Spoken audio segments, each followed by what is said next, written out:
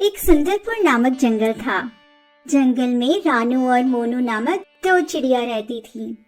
दोनों बहुत अच्छी दोस्त थी और साथ में ही एक पेड़ पे रहती थी। एक दिन रानू ने कहा, मोनू बहुत भूख लगी है, चलो खाना ढूंढते हैं। हाँ, मुझे भी बहुत भूख लगी है, सुबह से कुछ नहीं खाया। बारिश का मौसम आने वाला है और अब हमें अनाज का प्रबंध करना पड़ेगा।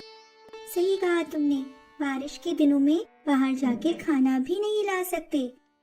बारिश के दिनों के लिए अनाज का प्रबंध तो हम कर लेंगे, लेकिन अभी मेरे पेट में चूहे दौड़ रहे हैं। चलो ना, कुछ खा के आते हैं। हाँ, चलो चलते हैं। रानू के घर के पास एक काला कौवा रहता था। वो बहुत ही बुरा और आलसी था।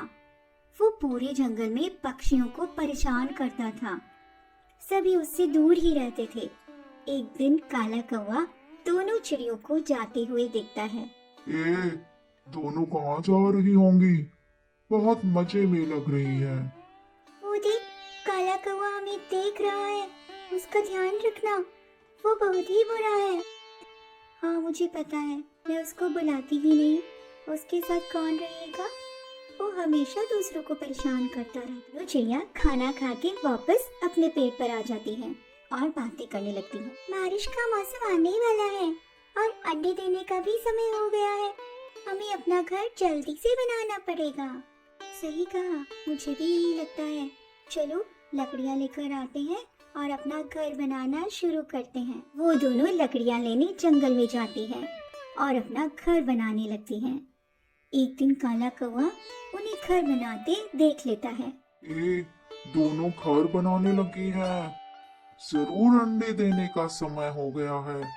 मुझे दोनों पर नजर रखनी पड़ेगी। चलो, घर तो बन गया, अब आराम से रहेंगे।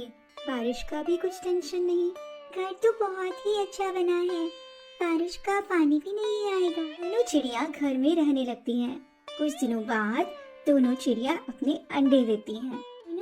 हमें हमारे अंडे का ख्याल रखना पड़ेगा। कोई चुपके से आकर हमारे अंडे ना खा जाए। हाँ, यह बात तो सही है। हम दोनों खाना लेने बाहर जाएंगे, तभी हमारे अंडे अकेले रहेंगे। तब घर पर कोई नहीं रहता। कोई बात नहीं, इसका उपाय मेरे पास है। हम बारी बारी खाना ढूंढने जाएंगे। किसी एक को घर की पहरेदारी करनी पड़ेगी और एक खाना लेने बाहर जा सके। हाँ, यह बात सही है, हम ऐसा ही करेंगे। उन्होंने जैसा सोचा था वैसे ही बारी बारी खाने के लिए जाती थी। ऐसे ही समय पसार होने लगता है।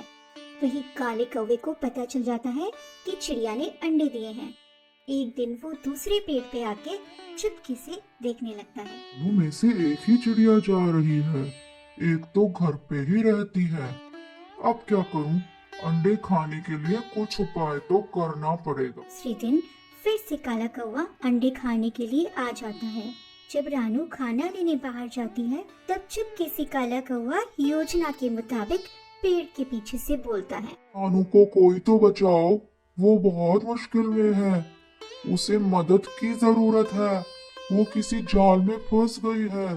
जल्दी से उसकी मदद करो, वरना कोई उसे पकड़कर खा जाएगा। ऐसा बोल के काला कौवा पेड़ के पीछे छिप जाता है। मोनू ऐसा सुन के घर से बाहर आती है। बाहर तो कोई नहीं, ऐसा कौन बोला होगा? और उसकी बात सही निकली तो क्या होगा? अब मैं क्या करूं? रानू मुसीबत में होगी। मुझे जल्दी जाना पड़ेगा। थोड़ी ही देर में मदद करके वापस आ जाऊंगी। ऐसा सोच के रानू की मदद के लिए मोनू चली जाती है। काले कौवे को यही चाहिए था। वो जैसे ही मोनू जाती है, पीछे से आकर सारे अंडे खा जाता है और चला जाता। रानू खाना खा के वापस आ जाती है और देखने लगती है कि घर पे तो कोई नहीं है। हे भगवान, मोनू कहाँ गई होगी और हमारे अंडे भी नहीं है। क्या हुआ होगा यहाँ पे? रानू आसपास देखने लगती है। बहुत ढूंढने पर भी मोनू और अंडे दोनों नहीं मिलते। रानू उदास होके बैठ जाती है और रोने लगती है। वहीं दूसरी ओर मोनू को भी रानू नहीं मिलती। रानू तो कहीं नहीं है, मुझे घर वापस जाना चाहिए। वहाँ घर पे अंडे अकेले हैं। मोनू जल्दी से उड़ के घर वापस आती है तो देखती है कि रानू तो घर पे आ गई है और बहुत रो रही है। तुम यहाँ कैसे आ गई? तुम तो जंगल में फंस गई थी ना? किसने कहा मैं मुसीबत में थी? मुझे तो कुछ नहीं हुआ है। तुम घर छोड़ के कहाँ गई थी? और हमारे अंडे कहाँ गए? जल्दी बताओ। मोनू जो हुआ था वो सब कुछ बताती है और रोने लगती है। रानू और मोनू समझ जाती हैं कि किसी ने जानबूझकर ऐसा किया और अंडे खाकर चला गया। जिसने ऐसे किया है उसको छोड़ेंगे नहीं, सबक सिखाएंगे। दूसरी बार ऐसा करने की सोचे तक नहीं। ऐसे में दोनों सोच रही थी कि हमारे अंडे कौन खा गया होगा। तभी रानू की नजर घर पर पड़ती है। उसने देखा काले रंग का पंख पड़ा हुआ था। मोनू, ये पंख तो काले कौवे का है, और जब मैं घर आ रही थी तो रास्ते में काले कौवे को देखा था। जरूर हमारे अंडे उस कपटी काले कौवे ने खाए हैं। हमें उसे सबक सिखाना पड़ेगा। हम काले कौवे को कैसे सबक सिखाएंगे? वो हमसे ज्यादा ताकतवर है। मेरे पास एक योजना है, बस तुम देखती जाओ हम कैसे काले कौवे को सबक सिखाते हैं। योजना के मुताबिक दोनों चिड़िया काले कौवे के बगल वाले पेड़ पर बैठकर काले कौवे को सुनाई दे इस तरह बातें करने लगती हैं। हमारे अंडे तो कोई खा गया, लेकिन हमारे दूसरे अंडे के बारे में किसी को पता नहीं चलने देंगे। हाँ हाँ, सही कहा तुमने। तुम धीरे बोलो, कोई सुन लेगा। इस बार हम अपने अंडे का बहुत ख्याल रखेंगे। ये सब काले कौवे को सुनाकर दोनों चिड़िया वहाँ से उड़ जाती हैं। वही काला कौवा ये सब सुनकर बहुत खुश होने लगता है। कल सुबह अंडे खाने जाऊंगा। दोनों चिड़ियों को फिर से उसी तरह बेवकूफ बनाओ। योजना के मुताबिक रानू थोड़ी दूर पर एक पेड़ में छिप जाती है। जैसे ही काला कौवा आकर रानू मुसीबत में है ऐसा कहता है, सुन के मोनू योजना अनुसार उड़ के रानू के पास चली जाती है।